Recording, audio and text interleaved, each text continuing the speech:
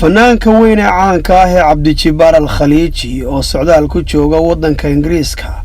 ayaa waraysi gaar ah oo uu siiyay telefishinka caalamiga ah ee Ariel TV waxaanu wax kaga weydiinay ujeedada socdaalkiisa. waxaan salaamayaa marka hore Ariel TV waa mahadsantihiin haddaan kaaga waramo socdaalkaygan wuxuu yahay marka hore aan boqoshada magaalada London ku yimi inaan shacabka Soomaaliland haddii la helo kala qayb galo 18 May haddii la nafteena ugu simo وأنا ولي وقت قاعد يسوي حديدين لكن ما أنت يا وقت قاعد نقول طبعا أي شيء يقدرون يقول إن شاء الله تعالى طلبات